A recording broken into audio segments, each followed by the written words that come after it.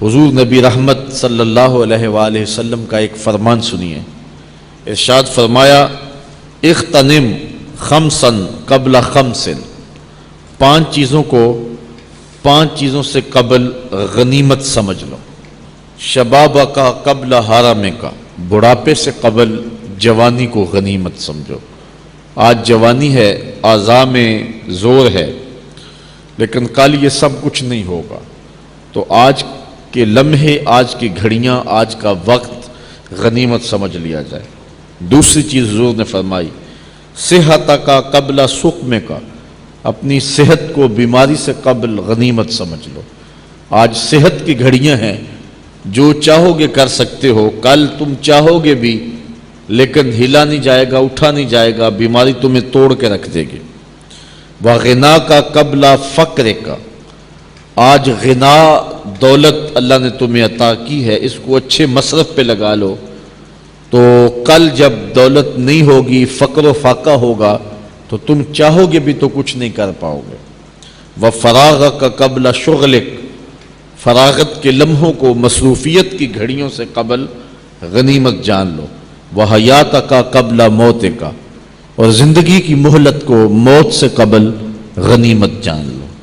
تو وقت کی اہمیت پر یہ کتنی اہم چیزیں ہیں جو اللہ کے رسول صلی اللہ علیہ وسلم نے بیان فرمائی ہیں۔ جن لوگوں نے وقت کی اہمیت کو سمجھا، انہوں نے ایک لمحہ بھی ضائع نہیں کیا۔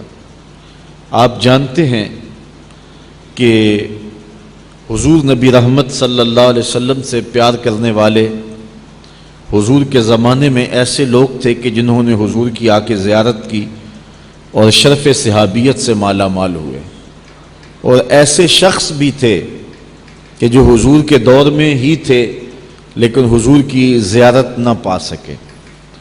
ان لوگوں میں ایک نام حضرت اویس کرنی رضی اللہ تعالی عنہ کا ہے۔ ان کی بوڑھی اور نابینا ماں تھی جن کی خدمت انہیں حضور علیہ السلام کی بارگاہ میں آنے سے روکے ہوئے تھی۔ ایک دن ماں نے اجازت دی کہ جاؤ پھر مل آؤ، اور یہ شرط لگائی کہ زیادہ دیر ٹھہرنا نہیں۔ تو حضرت اویس کرنی رضی اللہ تعالی عنہ آئے تو آقا کریم علیہ السلام کسی سفر پہ تھے۔ انہوں نے آ کے حضور کا پوچھا تو لوگوں نے بتایا کہ حضور تشریف فرما نہیں ہے، تو ماں کا حکم تھا وہ رکے نہیں، پھر واپس کرن چلے گئے۔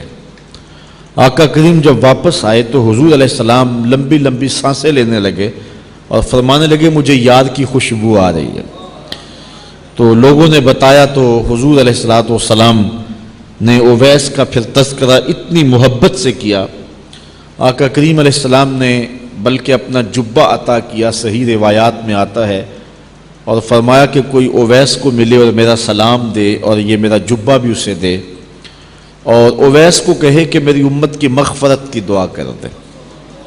پھر حضرت عمر اور حضرت علی المرتضیٰ رضی اللہ تعالی عنہ دونوں حضور کے وصال کے بعد حضرت اویس کی طلب میں نکلے اور جا کے انہیں ملے، اپنا تعارف کروایا، حضور کا سلام دیا۔ کہانی بڑی خوبصورت ہے ملاقات کی۔ پہلے تو حضرت اویس اپنا نام نہیں بتا رہے تھے۔ حضرت عمر نے پوچھا کہ تیرا نام کیا ہے؟ کہا عبداللہ، اللہ کا بندہ۔ تو حضرت علی نے کہا کہ وہ نام بتا جو تیری ماں نے رکھا ہے۔ تو انہوں نے پھر جو ہے وہ اپنا نام بتایا، اویس۔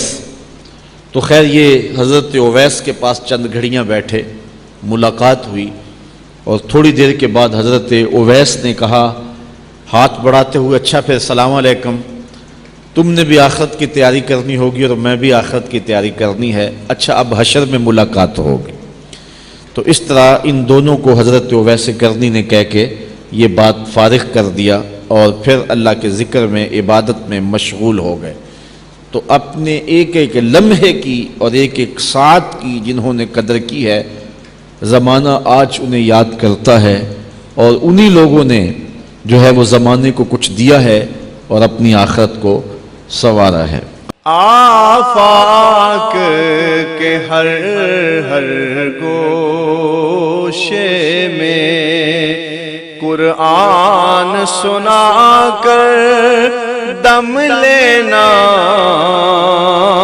اب رکنا نہیں، اب تھمنا نہیں، فردوس میں جا کر دم لینا،